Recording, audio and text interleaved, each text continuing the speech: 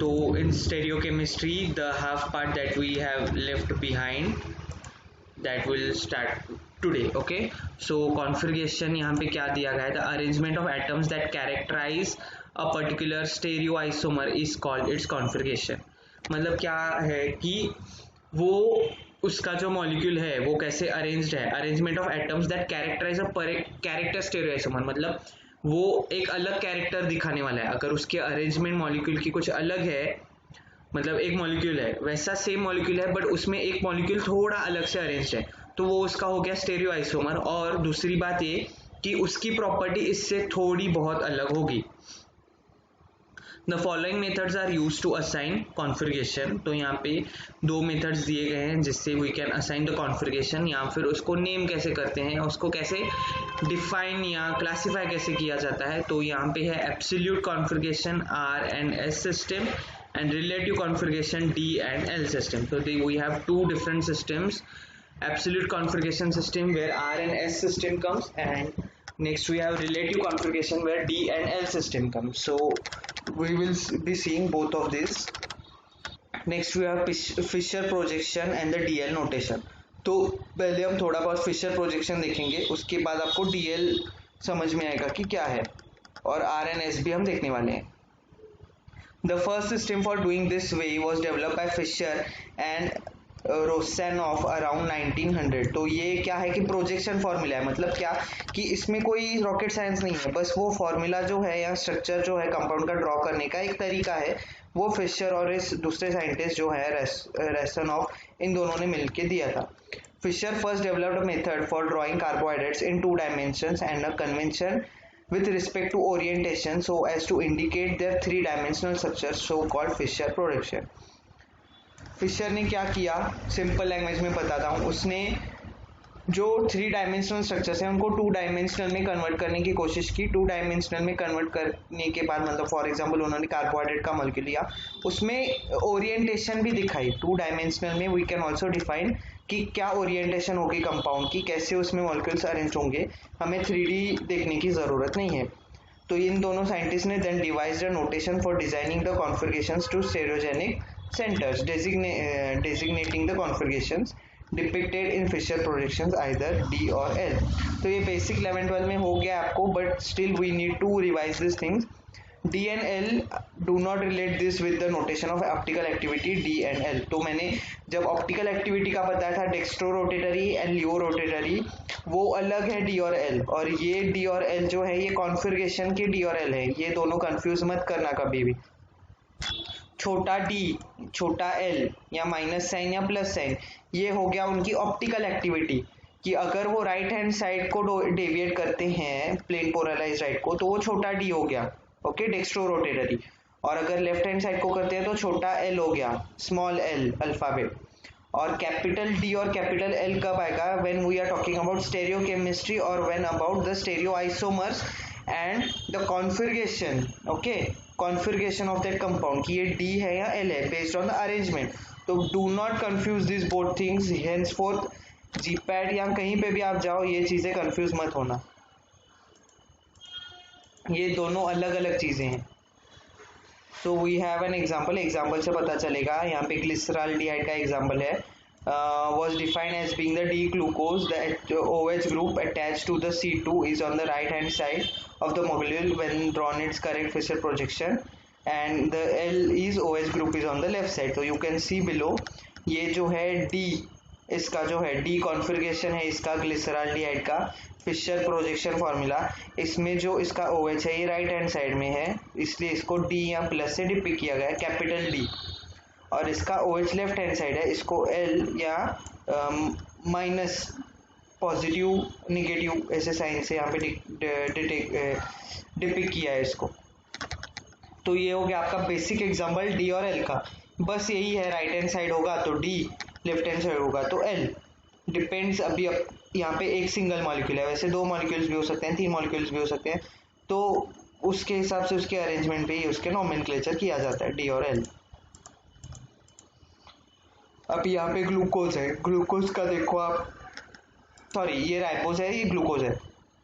अब इसमें OH जो है यहाँ पे ऊपर वाला ये इस साइड है, ठीक है, और ये भी OH यहाँ है, ये भी OH है।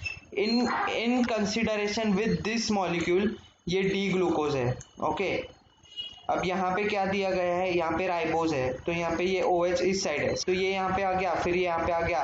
सो डिपेंड्स कि वो किस साइड पे OH है, उसके हिसाब से ये डी और एल में डिफाइन किया जाता है। तो ये हो गया फिशर का प्रोजेक्शन फॉर्मूला, और इस फिशर के प्रोजेक्शन फॉर्मूला में वी कैन डिपिक्ट ये डी है या एल है। उसके बाद आता है और एक एग्जांपल, फिर इसमें OH हो, NH2 ग्रुप भी चलेगा। NH2 ग्रुप की पोजीशन देखो, यहाँ पे सिर्फ OH नहीं, कोई भी ग्रुप हो, तो यहाँ पे NH2 ग्रुप ये दोनों लेफ्ट साइड पे हैं, तो इसलिए L कॉन्फ़िगरेशन है इनका। The notation was extended to amino acid है alanine. L enantiomers are those in which the NH2 group is on the LHS on the Fisher projection, in which the carboxyl group appears at the top. Conversely, the D enantiomers are those in which the NH2 group is on the right hand side. Alanine and सीरिन, ये यहाँ पे example दिए गए हैं। Alanine और सीरिन दोनों का left side पे NH2 है, ये चिरल कार्बन है, चिरल कार्बन के बेस पे ये NH2 की पोजीशन चेंज है, इसलिए यहाँ पे इसका L, या अगर ये NH2 यहाँ होता है इसका D हो जाता, okay. So based on the chirality this is considered, और कायरैलिटी। अब ये वाली चीज इंपॉर्टेंट है, ये जीपैट में पूछी जाती है, इसको बहुत ध्यान से, क्योंकि डी और एल तो सिंपल है, आप देखोगे स्ट्रक्चर और बताओगे कि हाँ ये डी है ये एल है, बेस्ड ऑन कौन सा कायरल कार्बन है, कायरल कार्बन के बेस पे अरेंजमेंट पे you have to define D और L. Now here we are looking for Cahn Ingold Prelog sequence rules और RS नोटेशन सिस्टम। तो CIP भी इसको बोलते हैं, CIP रूल भी बोलते हैं, चैन इन गोल्ड प्रीलॉग रूल भी बोलते हैं। तो डिफरेंट जगह पे अलग अलग इसके इंस्टीट्यूट्स में अलग अलग नाम से इसको सिखाया जाता है। तो चैन इन गोल्ड प्रीलॉग, ये तीनों साइंटिस्ट थे, इन्होंने मिलके ये बनाया था RNS notational system. तो assigning the absolute configuration we use this system, that is RNS system, absolute configuration के लिए use the Chan Ingold Prelog priority rules to assign priority to the four groups of the chiral atom. जैसे कि हमने देखा carbon है, it is an chiral atom, okay, and we see it is surrounded by four different atoms, only it is chiral. अभी अगर ये chiral है तो इसमें भी इसका प्रायोरिटी वाइज इसका नॉमेनक्लेचर है, इसको डिफाइन किया जा सकता है बेस्ड ऑन कि कौन सा मॉलिक्यूल ऊपर है, कौन सा इधर है, कौन सा उधर है। तो अगर इसमें भी अरेंजमेंट में ऊपर नीचे इधर उधर भी कुछ है तो बेस्ड ऑन दैट ये नोटेशनल सिस्टम है। और इसमें क्या किया जाता है, तो प्रायोरिटी दी जाती है, हायर ग्रुप को ज़्यादा प्रायोरिटी, लोअर ग्रुप को कम priority. Orient the molecule so that the lowest priority come into the back away from you. Look at the remaining three groups of priority 1, 2, 3. If the remaining three groups are arranged to the priorities 1, 2, 3 in the clockwise fashion, then assign the chiral center as R rectus. If the remaining three groups are arranged in 1, 2, 3 in anti-clockwise manner, then assign it as S sinister or left. तो clockwise और anti clockwise ऐसे हमें arrangement देखना है। हम example देखेंगे तो you would be getting it clear. R में मतलब आर और एस से डिनोट करना होता है। आर मीन्स रेक्टस और राइट, एस मीन्स सिनिस्टर और लेफ्ट। अब Cahn Ingold Prelog CIP sequence rule 1, the atom attach to the chiral atom with the highest atomic number equals to 1 next to etcetera. तो सब अब for example यहाँ पे carbon है, यहाँ पे ए देखो, अभी कार्बन है, हम यहाँ पे लिखेंगे A, B, C नहीं लिखेंगे, D और E, ऐसे चार यहाँ पे ग्रुप्स हैं अटैच। अब इन चारों में से जिसका मॉलिक्यूलर वेट ज़्यादा होगा, एटॉमिक नंबर ज़्यादा होगा जिस कंपाउंड, उसको ज़्यादा प्रायोरिटी दी जाएगी। For example atomic number E का ज़्यादा है तो इसको 1 नंबर की प्रायोरिटी, मतलब based on what it has, atomic number highest जो है उसको प्रायोरिटी वाइज उसको क्लासीफाई करना है। In the 4 atoms attach to the chiral centre are not all different, the sequence is determined at the first point of difference. अगर चारों जो है कायरल सेंटर पे 4 एटम, उसमें अगर एटॉमिक नंबर में ज़्यादा ये नहीं है, फ़र्क नहीं है, ठीक है, तो फर्स्ट पॉइंट ऑफ डिफरेंस मतलब कोई उसमें एक्स्ट्रा कोई चीज़ है क्या डिफरेंस की, या कोई वो स्पेसिफिक फंक्शनल ग्रुप है क्या, बेस्ड ऑन दैट हम उसको क्लासीफाई कर सकते हैं, प्रायोरिटी दे सकते हैं। तो अब एग्जाम्पल देखिए तो समझेगा, तब तक नहीं समझेगा। तो यहाँ पे है हमारे पास एक कंपाउंड है, यू कैन सी कार्बन है, ओके, यहाँ पे OH है, उसके बाद COOH है, उसके बाद यहाँ पे वी हैव CH3 और यहाँ पे है हाइड्रोजन। ओके, सो HOH COOH CH3।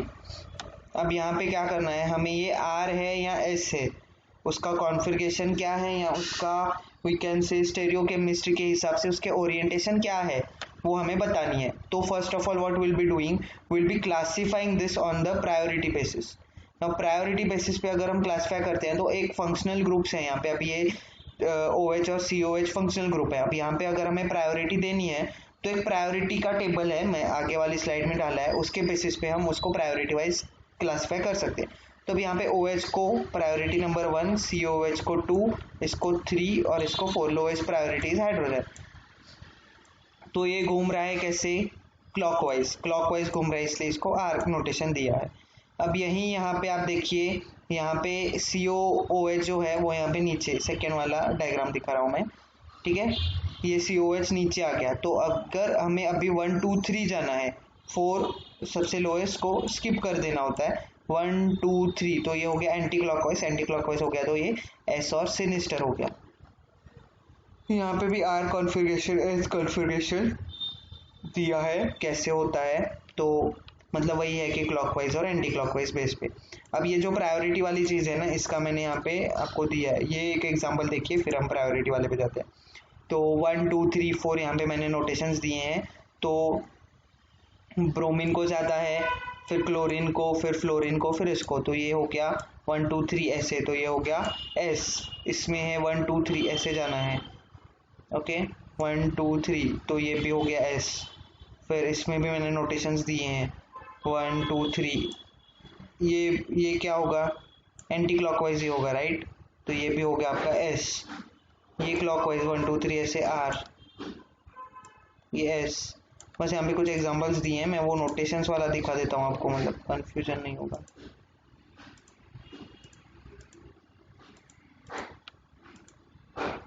ये भी एग्जांपल है और S का। हाँ, ये वाला देखो, assigning the priorities two groups. तो यहाँ पे हाईएस्ट प्रायोरिटी के फंक्शनल ग्रुप यहाँ पे दिए हैं, OCH3, फिर OH, ठीक है, फिर NHCH3, NH2, फिर ये वाला ग्रुप, ये वाला ग्रुप, ये वाला, ये वाला, ये वाला, ऐसे हैं। फिर यहाँ पे some groups with double bonds वाले ग्रुप्स हैं, उनमें यहाँ पे प्रायोरिटी दी गई है, अल्डिहाइड, अल्कोहल, अल्कीन, अल्केन। तो हाईएस्ट प्रायोरिटी यहाँ पे है, लोएस्ट प्रायोरिटी यहाँ पे। तो ये वाला table if you keep in mind, ये ध्यान में रखो तो काम में आएगा। प्रायोरिटी देना है सिर्फ, और कुछ भी नहीं, और R और S बताना है। ये भी बहुत रेयर क्वेश्चंस आते हैं, इतने ज़्यादा क्वेश्चंस नहीं आते, but you should know this thing. अब यहाँ पे असाइनिंग प्रायोरिटिस्टिक ग्रुप फर्स्ट है oxygen from CH to OH, तो इसका टोटल होता है 16। Carbon from CH to CH3 attach to carbon, carbon from CH3 attach to hydrogen and hydrogen 1। अब यहाँ पे जो है, यहाँ पे कार्बन है, अब इसको लोएस्ट प्रायोरिटी आती है इसको, ओके, और इसको आती है हाईएस्ट प्रायोरिटी। अब बाकी क्या बचा, CH3, और यहाँ पे भी CH to CH3 है, तो इसको आ गया 2, इसको आ गया 3, तो 1 2 3, ये ऐसे हो गया clockwise, so it is R। Okay, तो बस इतना ही है इसमें, और कुछ नहीं है देखा जाए तो। ग्लिसरॉल्डिहाइड का यहाँ पे एग्जांपल दिया गया है। For example in glyceraldehyde the order of priority of group is OH CHO CH2 OH H and the configuration is R। मतलब सबसे ज़्यादा प्रायोरिटी OH को दी जाती है, फिर CHO को, फिर CH2, and the thing is it's all for. So यहाँ पे एग्जांपल है ग्लिसरॉल्डिहाइड का। So for glyceraldehyde the priority of OH is the 1, then of CHO that is aldehyde is 2। सो ये हो गया क्लॉकवाइज हो गया 1 2 3। फिर वही ग्लिसरॉल्डिहाइड का स्ट्रक्चर हम एंटी क्लॉकवाइज भी ड्रॉ कर सकते हैं बेस्ड ऑन हम अरेंजमेंट उसकी चेंज करके। तो यही दिया गया है।